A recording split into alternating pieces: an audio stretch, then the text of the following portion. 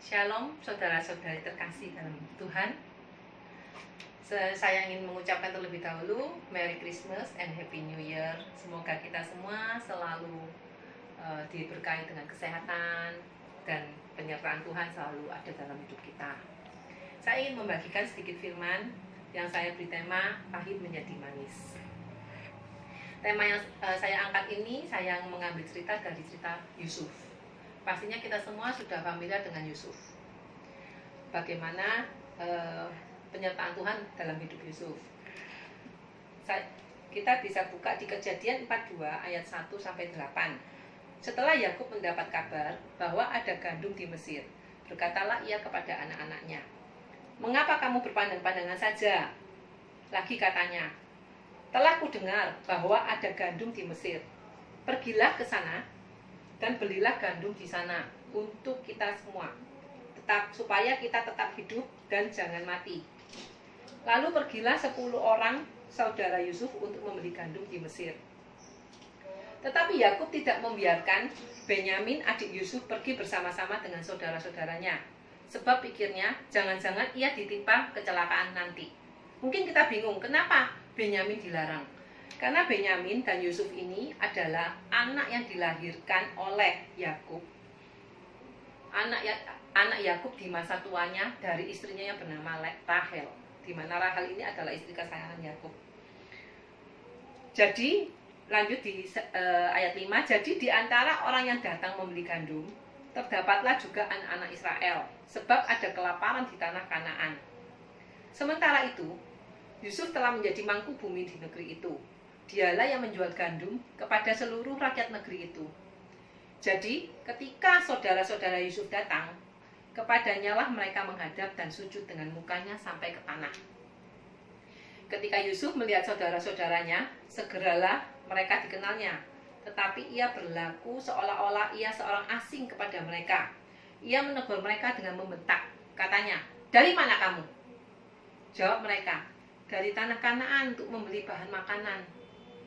Memang Yusuf mengenal saudara-saudaranya itu, tetapi dia tidak dikenal mereka. Saya ingin stop sampai di sini. Saya ingin menjelaskan kenapa Yusuf pura-pura tidak mengenal saudaranya. Mungkin saat Yusuf melihat saudara-saudaranya saat itu, tiba-tiba muncul ingatan mengenai perlakuan ketidakadilan dari saudaranya, mengenai pengkhianatan mereka, bagaimana mereka berusaha membunuh Yusuf sampai menjual Yusuf ke tanah Mesir.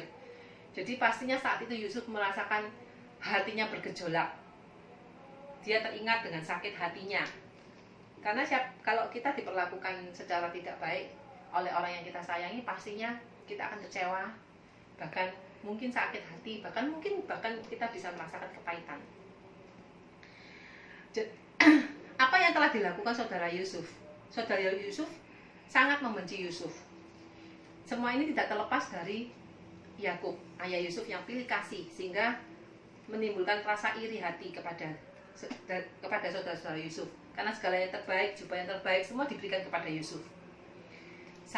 Dan sampai Yusuf bermimpi bahwa berkas gandum Yusuf disembah oleh berkas gandum saudara-saudaranya. Maka tambah bencilah waktu Yusuf menceritakan mimpi itu kepada saudaranya. Tambah benci. Dan mimpi yang kedua mengenai bulan, matahari, dan juga 11 bintang yang menyembah kepada Yusuf. Sampai saudara-saudaranya berkata, "Siapa kamu? Emang kamu ingin menjadi raja? Dan kami menyembahmu." Jadi saudara-saudara Yusuf merasa Yusuf ingin menjadi raja, merasa mereka harus menyembah itu mereka tidak bisa terima. Sampai akhirnya mereka bermufakat untuk membunuh Yusuf, dan tetapi tidak jadi, dan dijual kepada saudara-saudara Ismail yang akhirnya dibawa ke Mesir. Disinilah awal perjalanan Yusuf ke Mesir. Di Mesir Yusuf dibeli sebagai budak oleh Potifar. Tetapi Tuhan menunjukkan penyertaannya. Saat Yusuf bekerja di rumah Potifar, segala yang dikerjakan Yusuf dibuat Tuhan berhasil. Sehingga Yusuf mendapatkan kasih dari Potifar dan dia dipercayakan semua hal untuk Yusuf, untuk mengatur semua hal di rumah Potifar. Tetapi kembali lagi Yusuf mengalami ketidakadilan. Karena apa? Karena istri Potifar jatuh cinta kepada Yusuf dan merayu Yusuf berkali-kali. Bersyukur di sini Yusuf adalah seseorang yang cinta Tuhan, seseorang yang takut akan Tuhan, sehingga dia tidak ingin berbuat dosa, dia tidak ingin mendukakan hati Tuhan. Bagaimana kita bisa tahu Yusuf adalah seseorang yang takut akan Tuhan? Terdapat di Kejadian 39 ayat 8-9, waktu Yusuf berkata kepada istri Potifar. Tetapi Yusuf menolak dan berkata kepada istri tuannya itu, dengan bantuanku, tuanku itu tidak lagi mengatur apa yang ada di rumah ini, dan ia telah menyerahkan segala miliknya pada kekuasaanku. Bahkan di rumah ini ia tidak lebih besar kuasanya daripadaku, dan tiada yang tidak diserahkannya kepadaku selain daripada engkau, sebab engkau istrinya. Bagaimanakah mungkin aku melakukan kejahatan yang besar ini dan berbuat dosa kepada Allah? Karena Yusuf takut akan Allah di sini, karena Yusuf dalam konotasi Yusuf sangat mengasihi Tuhan, sehingga dia tidak ingin mengecewakan hati Tuhan. Yusuf tidak ingin Tuhan bersedih, bisa kata lainnya seperti itu ya, karena Tuhan sangat membenci dosa. Sampai akhirnya Yusuf pun difitnah oleh istri Potifar dan dijebloskan ke dalam penjara tahanan raja. Sampai di tahanan raja, saya bisa merasakan mungkin Yusuf juga bergumul. Dia bertanya kepada Tuhan, kenapa dia mengalami banyak kepahitan dalam hidup? Kenapa dia mengalami banyak kesusahan? Kenapa dia mengalami banyak ketidakadilan? Pastinya Yusuf sendiri juga bergumul, bertanya kepada Tuhan. Tetapi salahkah kita bergumul? Tidak salah, karena kita banyak hal yang kita tidak mengerti. Kita bertanya kepada Tuhan, tidak ada yang salah, asal jangan tinggalkan Tuhan. Tuhan terus menyertai Yusuf walaupun di penjara. Tuhan menunjukkan penyertaannya. Pada saat juru minuman dan juru roti, Tuhan beri mimpi kepada juru minuman dan juru roti, dan Yusuf diberikan hikmat untuk menafsirkan mimpi itu. Sekali lagi, setelah Yusuf menafsirkan mimpi dan dia dari mimpi itu diketahui bahwa juru roti raja akan dihukum gantung dalam 3 hari, dan juru minuman akan dibebaskan dalam 3 hari. Yusuf pun berpesan kepada juru minuman itu agar jangan melupakan dia. Jangan melupakan dia saat dia dibebaskan. Yusuf berkata kepada juru minuman itu supaya mengingat Yusuf saat dia dibebaskan dari penjara. Tetapi singkat cerita di sini juru minuman itu lupa.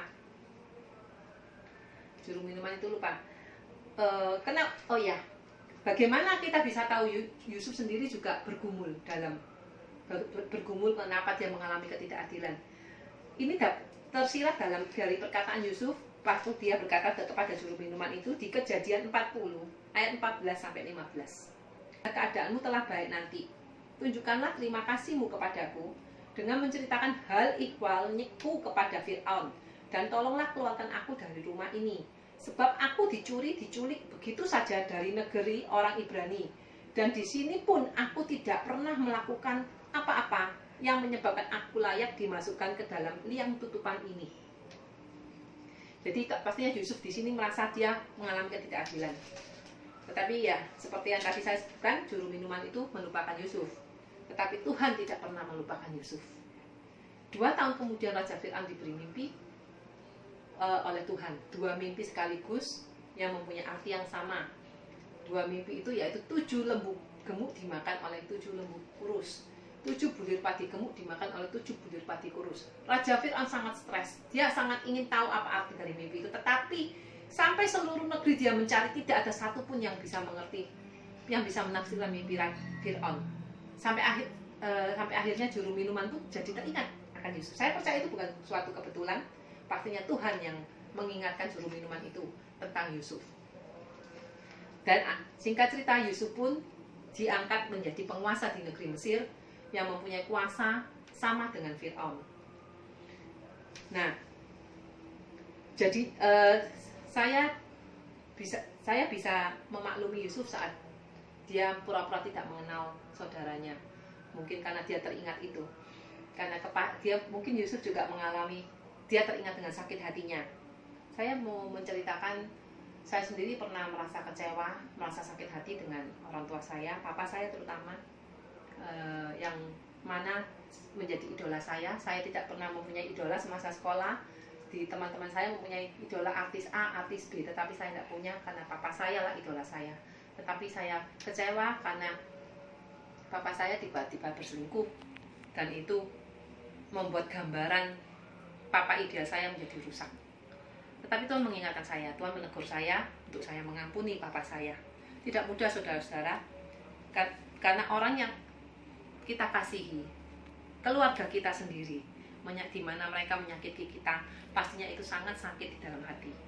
Sama dengan Yusuf, pastinya dia juga merasakan sakit sekali di dalam hatinya saat dia mengetahui saudara-saudaranya, segala penderitaan yang dia alami itu dikarenakan saudaranya. Bahkan mereka berencana membunuhnya pada waktu pertama kali.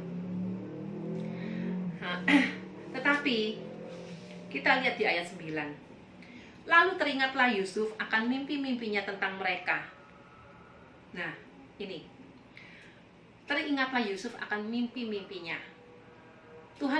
Di sini Tuhan pastinya Tuhan mengingatkan Yusuf mengenai mimpinya, bahwa segala yang dia alami itu atas seizin Tuhan. Segala yang dialami itu tidak pernah terlewat dari Tuhan.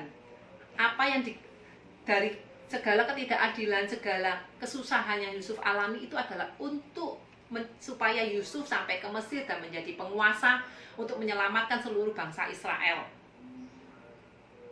Jadi poin pertama yang ingin saya berikan di sini adalah satu, percaya janji Tuhan.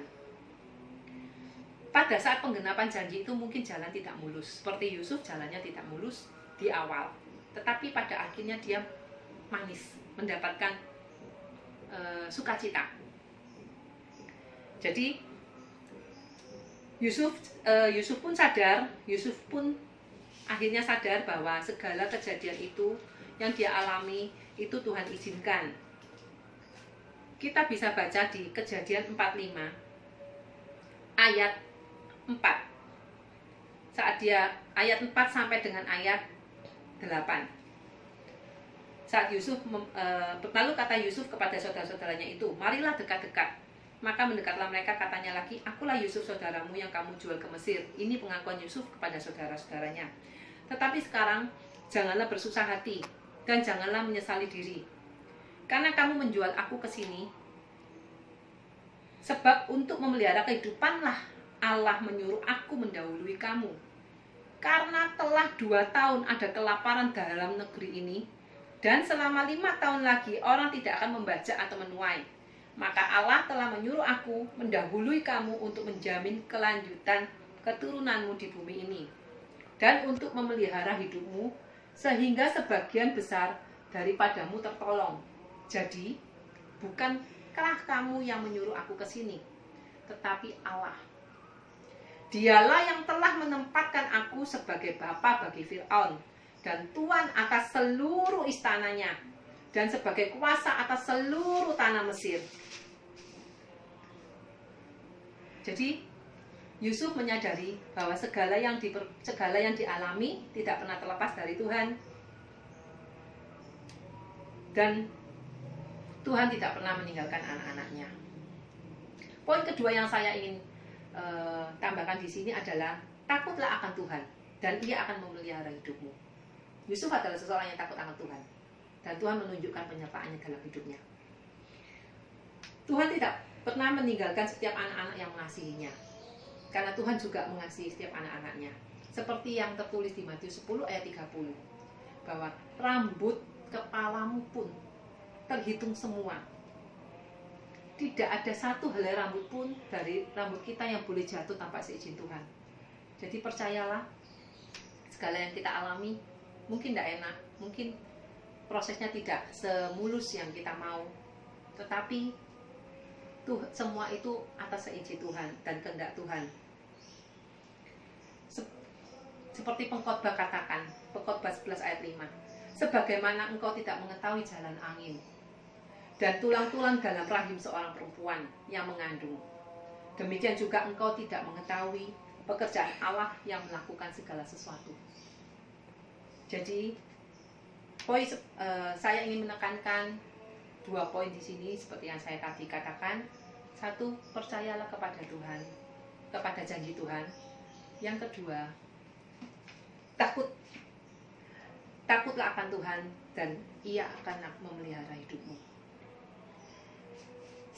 Singkat cerita saudara-saudara, dari Yusuf ini kita dapat simpulkan bahwa walaupun hidup Yusuf penuh lika-liku, dia mengalami penderitaan sebelum janji itu digenapi, tetapi Yusuf itu selalu setia. Dia takut akan Tuhan, dia selalu setia kepada Tuhan. Sampai pada akhirnya janji Tuhan yang Yusuf dapat lewat mimpinya itu digenapi, supaya setiap bangsa Israel dapat terpelihara. Tuhan punya tujuan yang besar atas hidup Yusuf. Demikian Tuhan juga mempunyai tujuan yang besar atas hidup kita semua. Jadi jangan pernah putus asa, jangan pernah meninggalkan Tuhan, tetap percaya sama Tuhan. Setialah selalu kepada Tuhan. Maka pada waktunya nanti kita akan melihat bahwa tujuan Tuhan atas hidup kita, rencana Tuhan itu yang terbaik, waktu Tuhan itu yang terbaik. Terima kasih saudara-saudara, sekiranya biar firman ini boleh menjadi rema dalam hidup kita, bahwa kita tahu Tuhan selalu berada bersama kita, selalu menyertai setiap langkah kita sepanjang hidup kita. Tuhan Yesus memberkati.